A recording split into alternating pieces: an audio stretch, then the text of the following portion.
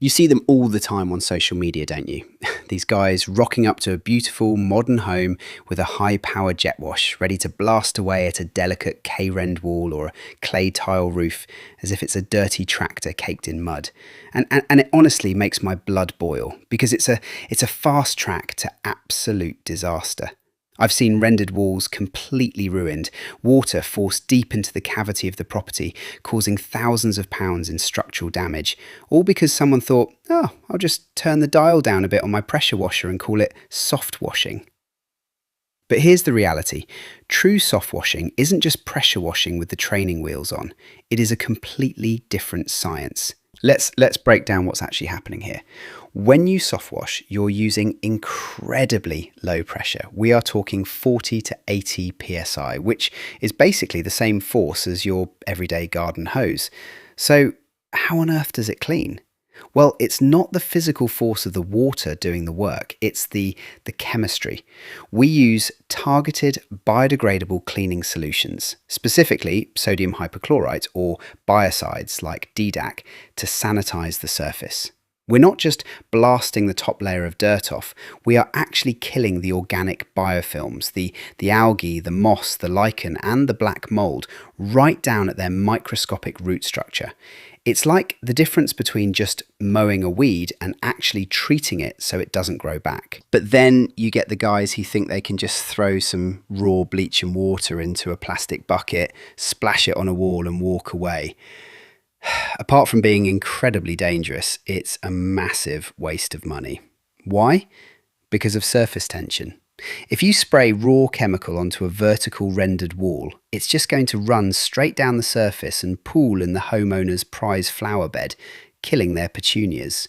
That is where surfactants, like our Clever Wash, come into play. I want you to visualize a surfactant molecule like a little lollipop stick, okay? It has a round head and a sticky tail. Millions of these little things are in the mix. One end absolutely loves water. It's hydrophilic, and the other end hates water. It's hydrophobic, so it will do anything to get away from it. When you apply this mix to a wall, those hydrophobic tails stab themselves into the dirt and the lichen, acting like tiny crowbars to lift the organic matter off the surface, while allowing the sodium hypochlorite to cling to the wall instead of running off. It breaks the surface tension of the water, so the chemical can penetrate deep into the pores of the stone or render without needing high pressure. It's beautiful, really, when you understand how the physics works. Now, this is where we separate the professional contractors from the cowboys. The cowboys are the ones mixing raw, unlabeled chemicals in a customer's back garden with no personal protective equipment, no warning signs, and absolutely zero compliance with COSHH regulations. As professional exterior cleaners, we have a legal and moral duty under the Health and Safety at Work Act to protect ourselves, our staff, the public, and the environment. That means doing proper risk assessments, creating detailed method statements, and having safety data sheets, SDS sheets, on the van for every single dilution we use. If you're mixing a 2% or a 4% soft wash solution, you need to know exactly how that chemical behaves, how to store it, and how to handle it safely. Anything less isn't just unprofessional, it's incredibly risky for your business. So what happens if you just stick to the old jet washing method?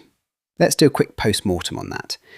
You jet wash a patio or a roof and it looks great on the day. The customer is chuffed, they pay you, you drive away. But because you didn't kill the microscopic spores hiding deep inside the porous concrete or stone, those black spots and green algae are going to return with a vengeance within a few months.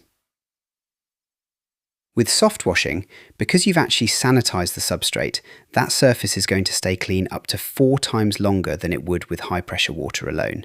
That is a massive selling point for your clients.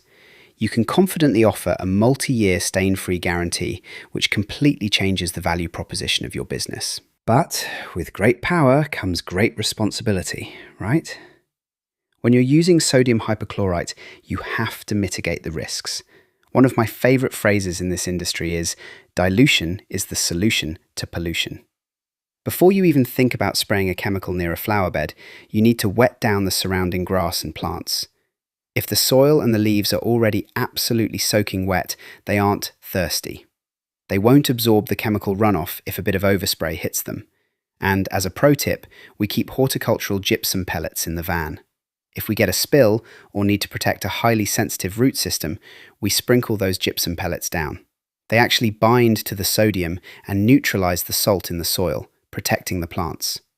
It's about knowing the material you're working on, whether it's wood, render, or lead flashing, and adapting your method accordingly. And look, you can't learn all of this just by watching a couple of YouTube videos or reading some arguments on a Facebook forum. There is so much misinformation out there. That is why we established the Softwash UK CPD certified training course. It is the professional standard in the UK.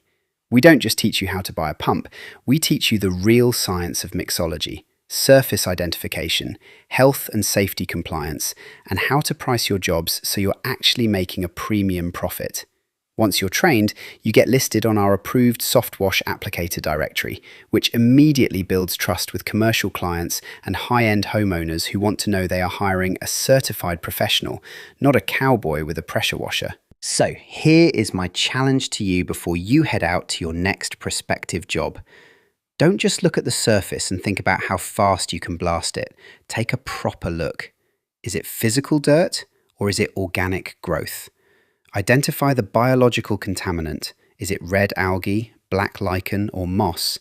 And ask yourself, what is the safest, most effective way to treat this at the root? If you want to elevate your business, get certified, and find the right equipment and compliant chemicals, head over to softwashing.uk. We've got all the resources, guides, and training programs to help you do this safely and professionally. All right, thank you so much for listening to me today. Have a fantastic day, look after yourselves, and I'll catch you on the next one. Bye-bye for now.